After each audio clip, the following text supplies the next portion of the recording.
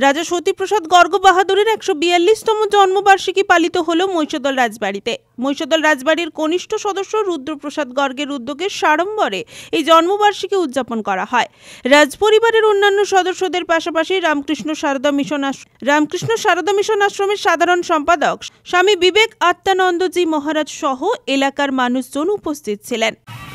উপস্থাপনা হচ্ছে রাজপরিবারের তরুণ সদস্য মাননীয় রুদ্রপ্রসাদ গর্গ। উনি এই স্মৃতি মঞ্চে মাল্যদান উচিত বিশেষ এবং প্রধান অতিথি হিসাবে মাননীয় স্বামী বিবেকাত্মানন্দজি মহারাজ উনি আমাদের মধ্যে এসে উপস্থিত হয়েছেন। ওনাকে আমাদের তরফ থেকে অনেক ধন্যবাদ। আমরা গর্বিত। এলাকার দুস্থ মানুষের হাতে উপহার সামগ্রী তুলে দেওয়া হয়। আগামী বছরগুলিতেও একইভাবে রাজা সতীপ্রসাদ গর্গ বাহাদুরের জন্মবার্ষিকী শ্রদ্ধার সাথে পালন করা হবে বলে জানানো হয় রাজপরিবারের বর্তমান প্রজন্মের পক্ষ থেকে। শুরু করে মন্দির পরিচালনা শুরু করে প্রজাদের প্রত্যেকটি কর, প্রত্যেকটি আইন, প্রত্যেকটি জায়গাতে প্রশাসনিকভাবে সেগুলোকে মেনে চলা সুবিশাল প্রচেষ্টায় এবং সেই অনুপ্রেরণা আমাদের দিয়ে গেছেন এবং সেই সময় তারা সেই কার্যসিদ্ধি করেছে বলেই আজকে প্রজন্ম আমরা এই জায়গায় দাঁড়িয়ে আছি।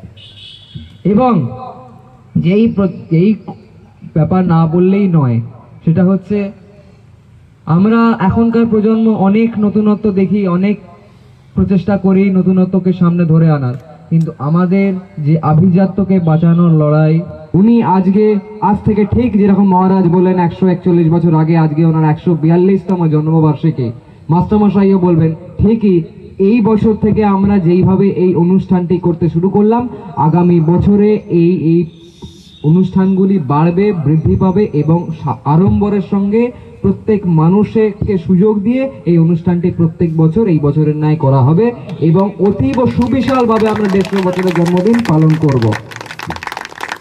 রাজা সতীপ্রসাদ গর্গের সম্বন্ধে যদি কিছু বলা যায়, অঢেল ভান্ডার, বলার শেষ নেই। রঞ্জন মাইতির রিপোর্ট, খবর BCBS।